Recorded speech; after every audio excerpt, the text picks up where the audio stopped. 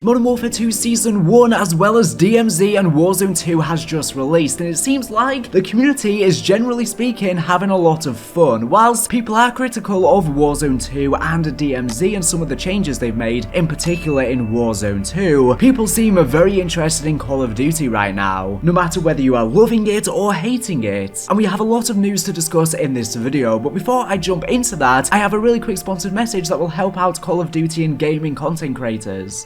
Eclipse.gg is an all-in-one AI-powered solution for streamers that captures your best gaming moments and works amazingly on Modern Warfare 2, capturing moments like your quad feeds, match wins, one-shots and much more, with full support coming for Warzone 2 and DMZ. Take your highlights and convert them easily to TikTok, Reels or Shorts with numerous templates, including Call of Duty themed ones. Place your webcam, add music, your channel name and then share them to any of your social medias. For a limited time, 72 hours, Eclipse is giving away my viewers a 7-day free trial of their premium plan. Check it out via the link in the description.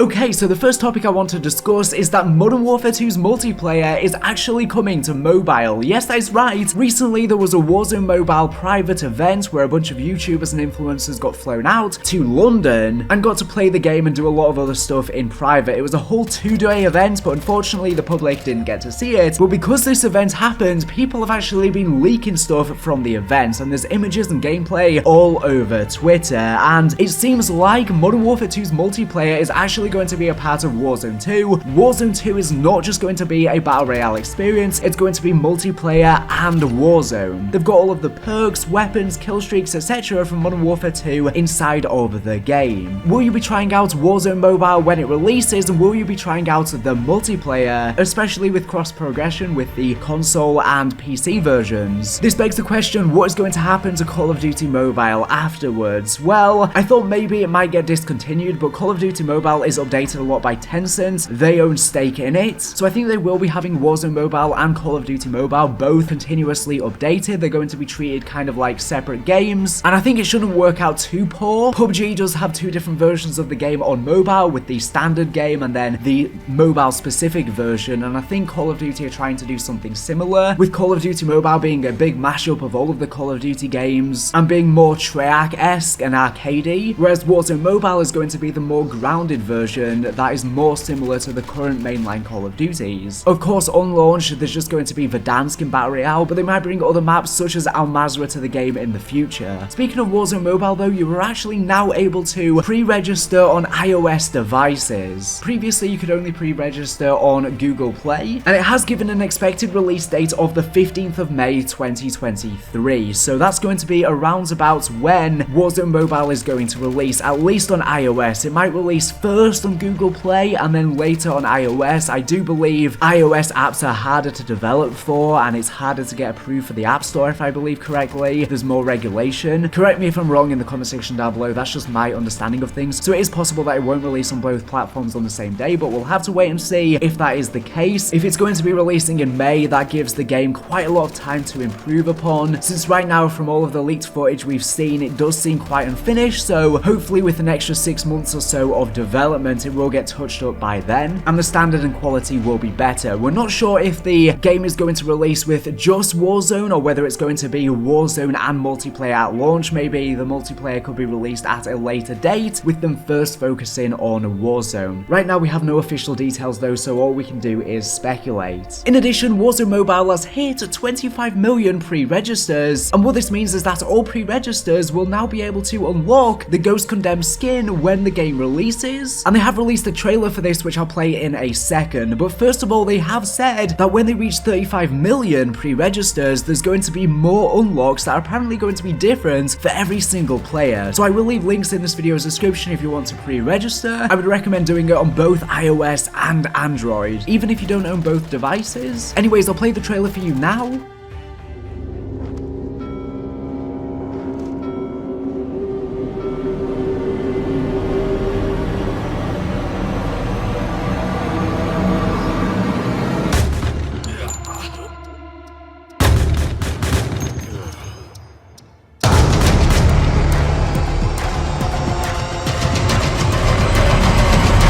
This is Ghost to Laswell. Targets eliminated. On to the next.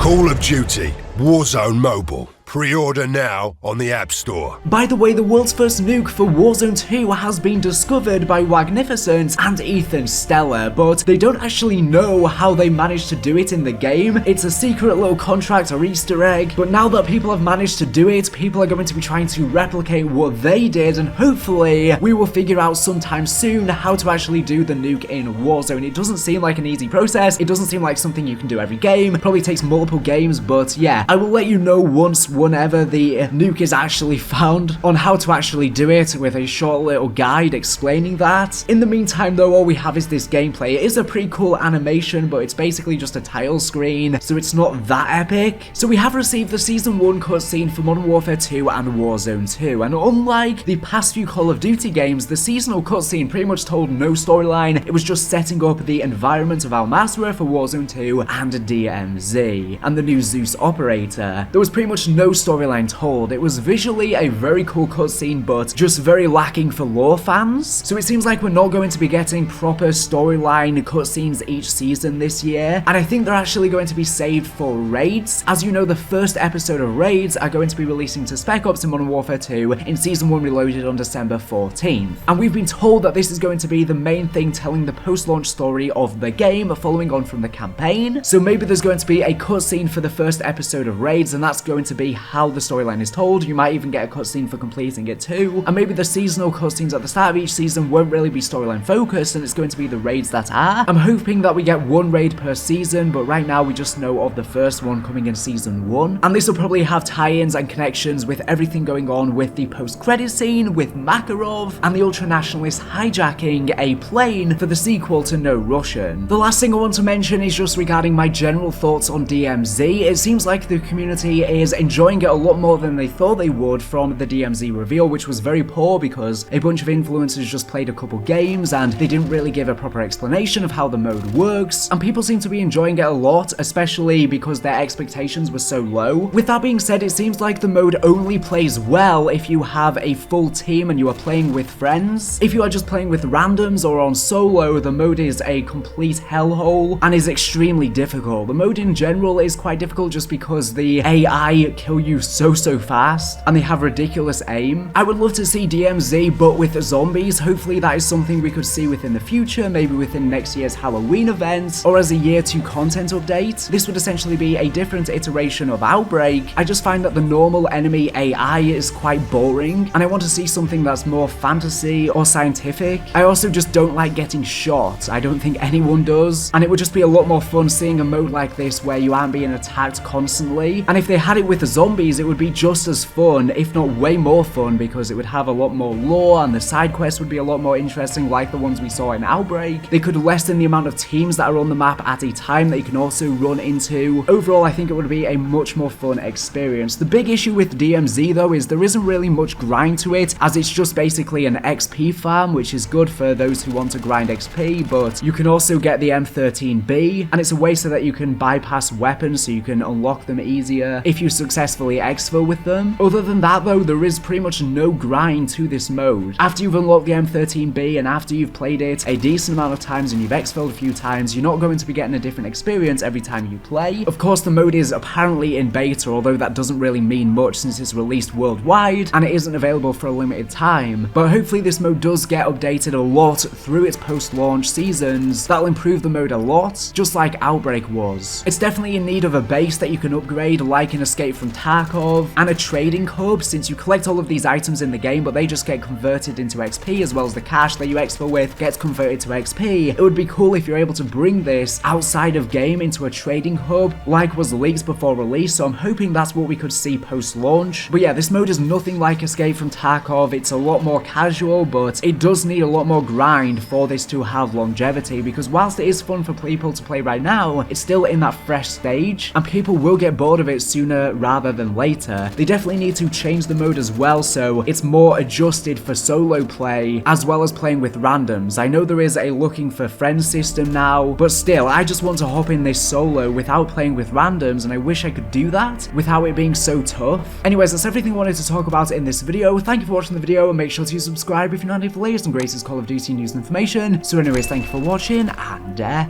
bye.